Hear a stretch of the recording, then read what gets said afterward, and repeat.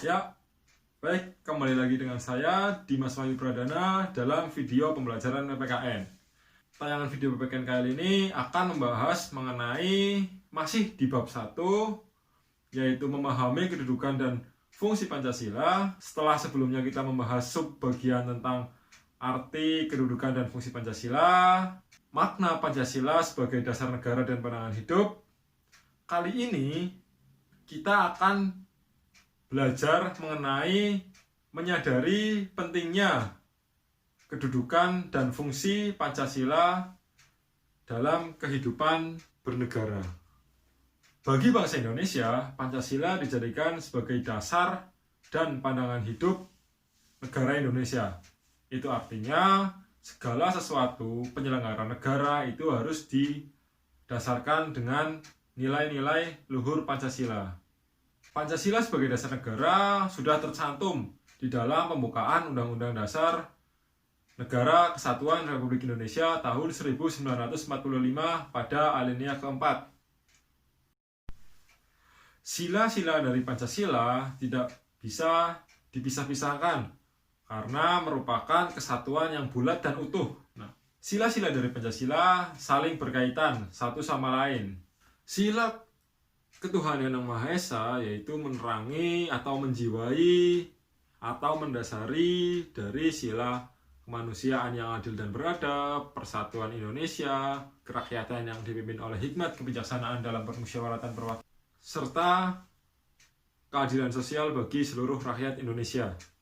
Pancasila sebagai dasar negara memiliki peran penting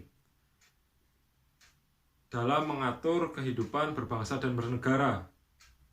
Kehidupan berbangsa dan bernegara tersebut diharapkan adalah kehidupan masyarakat yang merdeka, bersatu, berdaulat, adil, dan makmur, atau cita-cita dari bangsa Indonesia. Kita akan belajar mengenai nilai dari Pancasila. Sebelum itu,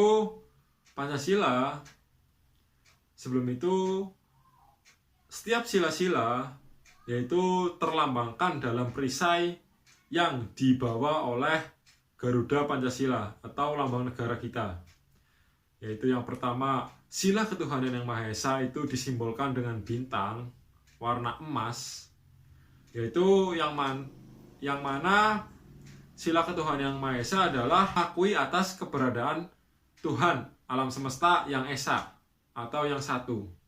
Selanjutnya, sila kemanusiaan yang adil dan beradab disimbolkan dengan lambang rantai, yang mana bangsa Indonesia itu mengakui bahwasanya setiap individu manusia itu memiliki kedudukan yang sama atau memiliki hak dan kewajiban yang sama dengan dipandang sederajat, tidak dibeda-bedakan.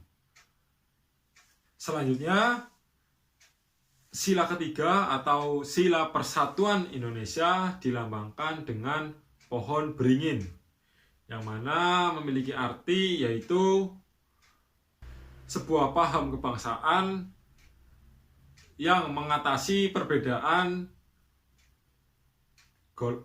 golongan, suku, ras, agama, budaya yang dipersatukan sehingga tidak terpecah belah. Apalagi bangsa Indonesia ini merupakan bangsa yang beraneka ragam, bangsa yang multikulturalisme. Sila ketiga ini merangkul semua perbedaan yang dimiliki oleh Indonesia. Sila keempat, kerakyatan yang dipimpin oleh hikmat kebijaksanaan dalam permusyawaratan perwakilan dilambangkan dengan kepala banteng, atau di situ dimaknai yaitu bahwasanya demokrasi yang ada di Indonesia itu berlandaskan azas musyawarah dan azas kekeluargaan. Selanjutnya, sila kelima yaitu keadilan sosial bagi seluruh rakyat Indonesia yang dilambangkan dengan padi dan kapas, yaitu memiliki makna negara memiliki tujuan atau hendak mewujudkan tatanan masyarakat Indonesia yang adil dan makmur berlandaskan Pancasila. Nah, jadi Pancasila tidak hanya dijadikan sebagai dasar negara atau pandangan hidup bangsa Indonesia dalam kehidupan bernegara saja, Akan tetapi kehidupan sehari-hari kalian, kehidupan sehari-hari saya yang ada di masyarakat, perlulah kita sebagai warga negara Indonesia mengimplementasikan nilai-nilai dari Pancasila tersebut dengan membiasakan berperilaku sebagaimana terdapat dalam nilai-nilai Pancasila. Nah, saya beri masing-masing satu contoh dari setiap sila-sila Pancasila. Nah, sila yang pertama, ketuhanan yang Maha Esa, saya memberikan contoh, yaitu kita tidak memaksakan agama terhadap orang lain. Jadi, ketika saya Islam, saya tidak memaksa kalian untuk harus Islam. Kalian mempercayai Tuhan kalian sendiri dan agama yang kalian anut sendiri, seperti itu. Tugas saya menghormati kalian dalam melaksanakan ibadah, dalam beragama, dan begitu sebaliknya, kalian harus menghormati orang lain dalam melaksanakan ibadah, dalam beragama, dan lain sebagainya. Yang kedua, kemanusiaan yang adil dan beradab. Saya beri contoh, yaitu kita menjadi relawan dalam bencana alam. Misalkan ada gunung meletus, kita menjadi relawan untuk ikut terjun di sana mencari korban-korban.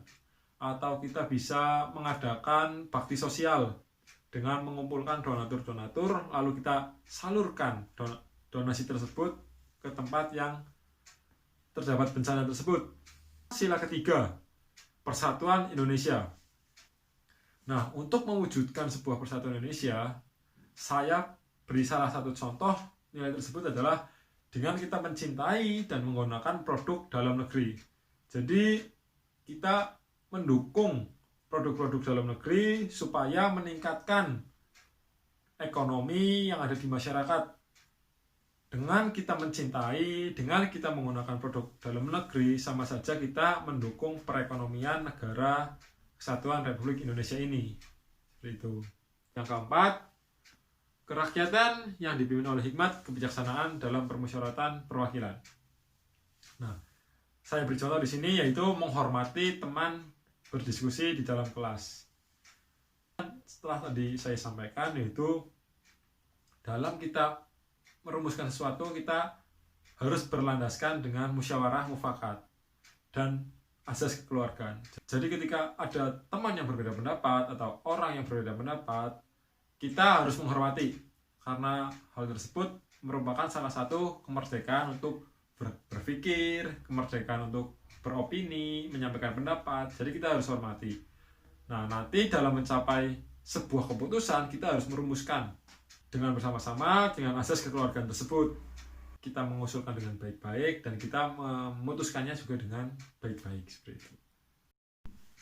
Ya, yang kelima, di sini saya mencontohkan menjunjung tinggi hak orang lain, yaitu maknanya kita harus menghormati orang lain. Sebagai contoh, ketika kita sedang berkendara. Ya, contohnya ketika kita sedang berkendara, sebagai contoh kita bersepeda. Kan sekarang lagi zamannya bersepeda. Nah, kita harus menghormati orang lain. Kita tidak boleh menyerobot lampu traffic light yang berwarna merah. Kita harus menghormati mereka yang lampunya berwarna hijau untuk jalan duluan. Jangan mentang-mentang kalian bersepeda, lalu kalian punya hak istimewa. Tidak. Kalian juga harus menghormati orang lain. Dengan kalian berhenti ketika lampu merah, hijau, jalan. Seperti itu. Baik, sekian dulu materi dari saya. Kurang lebihnya saya mohon maaf.